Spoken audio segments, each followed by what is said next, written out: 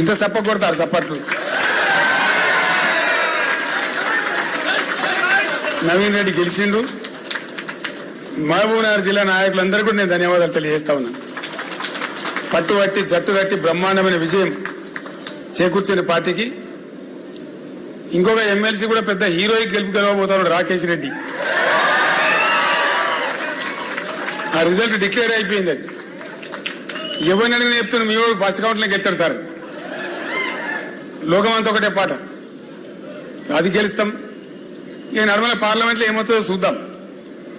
ఎన్నైనా రావచ్చు, ఓట్ల శాతం కూడా ఉంటుంది కదా మనకు వచ్చేది.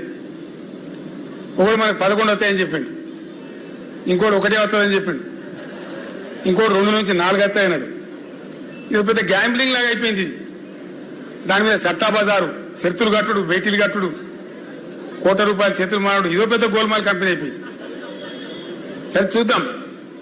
డెఫినెట్గా మంచి స్పందన ఉండే ప్రజలలో, బస్సు యాత్రలో మంచి ఫలితాలు రావాలి. ఎంతవరకు వస్తామో చూద్దాం. ఎట్లా వచ్చినా బాధ లేదు. మనకు 11 అయితే పెద్ద పొంగి చేసేది లేదు, 2, 3 అయితే కుంగిపోయేది లేదు. ఎట్లా వచ్చినా పరిస్థితి ఎట్లా ఉన్నా తెలంగాణ రక్షణ కవచం బీఆర్ఎస్.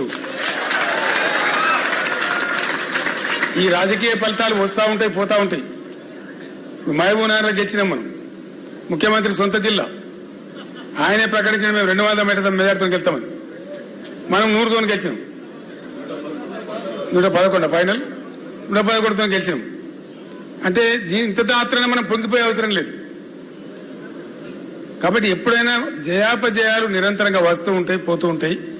అవి ఆయా పరిస్థితులను బట్టి ఉంటాయి. కానీ మన ప్రయాణం, మన ప్రస్థానం కొనసాగుతుండాలి. మన కర్తవ్యం ఒకటే, దయచేసి నేను కోరుతున్నా. ఇప్పుడు కట్టె పని చేసి చాలా రోజులు అయితే నిలబడి మాట్లాడడం పర్లేదు. సో నేను కూడా మంచిగా దురస్థ అయిపోయాను. ఇప్పుడు ఏం బాధ లేదు. పోదాం, ఇంత దూరమైన పోదాం. చాలా అద్భుతమైన కొత్త నూతన ఉద్యమ పంద